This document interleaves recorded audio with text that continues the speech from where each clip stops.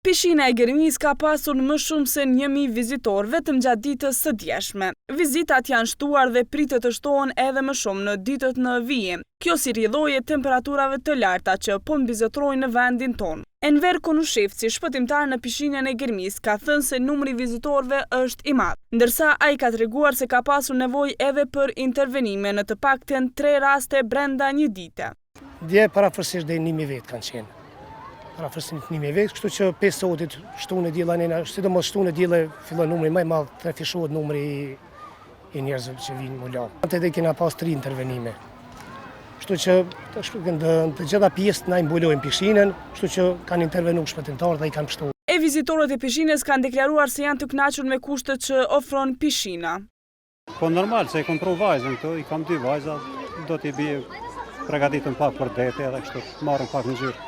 Vizitorët më të shpesh të kësaj pishine që janë fëmijët, gjithashtu kanë thënë se vizitojnë shpesh këtë pishinë, sidomos në këto ditë të nxehta. 3 herë njoftë, më pëlqen shumë, çdo verë vi. Pishina e Gërmis është hapur me 11 qershor, ndërsa për kujdesin ndaj vizitorëve janë të angazhuar 12 shpëtimtarë.